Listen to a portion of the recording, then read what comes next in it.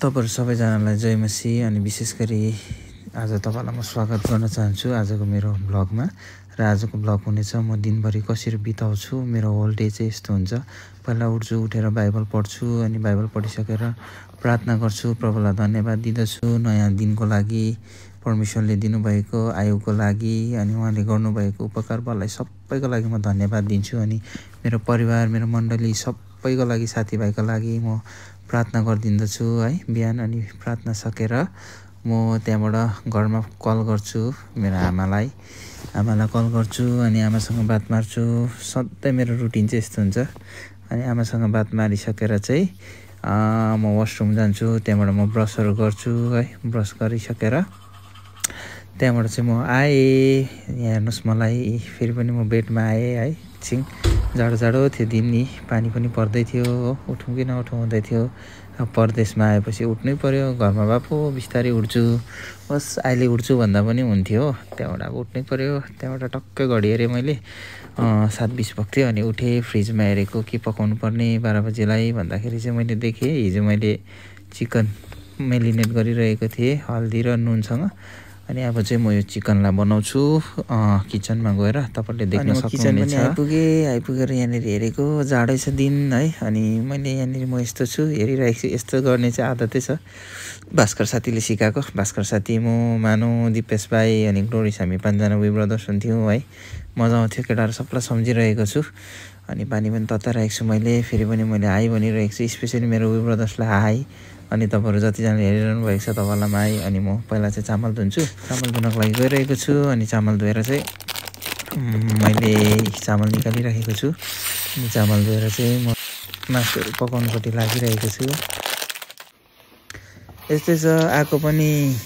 हिजो अस्ति भर्खरै आएको जस्तो लाग्छ 17 दिन बितेर 18 दिन लागिसकिसक्यो है समय बित्नु कति पनि छैन अनि यस्तै छ तपाईहरु पनि यदि कोही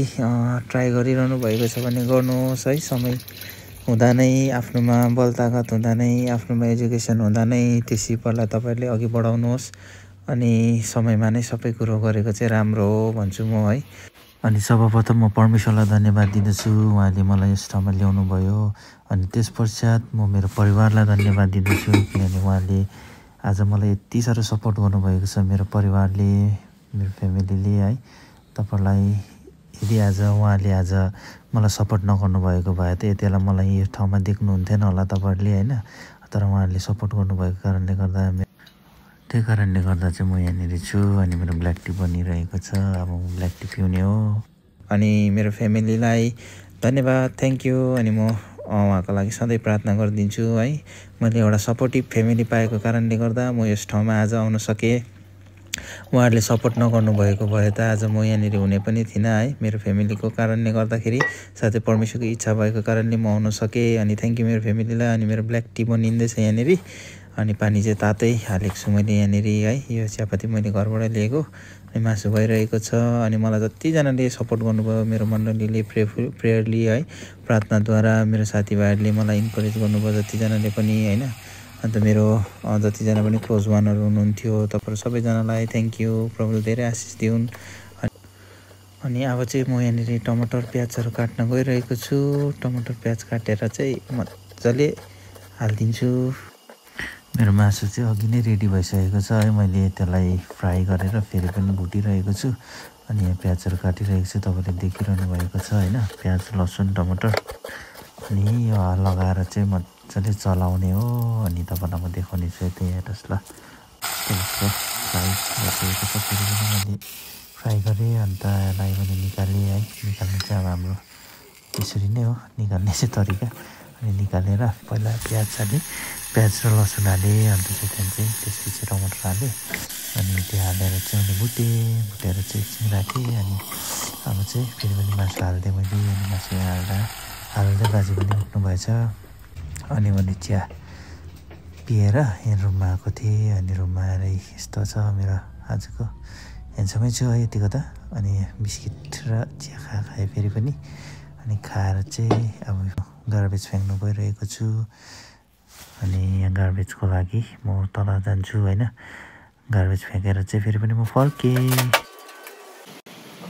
अनि फर्किँदै गर्दा यसो बाहिरको नजरहरू हेरेको यस्तो छ है बिल्डिङ। यो बिल्डिङमा चाहिँ म बस्छु हो, अगाडि चाहिँ यस्तो छ, यहाँले देखाइरहेको छु तपाईँहरूलाई। अनि म चाहिँ यहाँ छु, हाई गरिरहेको छु होइन। त्यस्तै चाहिँ यहाँबाट मैले लक खोलेर फेरि पनि लन्च टाइम भयो। अघि पकाएको खाना चाहिँ मिठो भएको थियो कि साथीहरू, यति साह्रो मिठो भएको थियो कि आमा अचम्मै दामी नि। मैले प्रे गरेँ, पहिला प्रे गरेर त्यहाँबाट चाहिँ मैले खाना यसरी हातले खाएको जतिको मिठो चाहिँ हुँदैन। म लेफ्टी चाहिँ होइन, यहाँनिर चाहिँ लेफ्टी। अनि खाना खाएपछि चाहिँ अब चाहिँ म चाहिँ गएँ है, किनभने भोलि साबत भएको कारणले गर्दा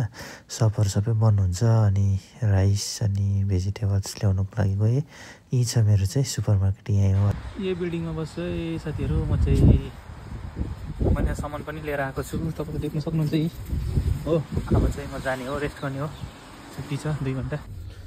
है साथीहरू बाहिर चाहिँ जाडो रहेछ हो, यति चाहिँ सौदा चाहिँ लिएर आएँ, तर चिसो छ। Thank you for watching my blog.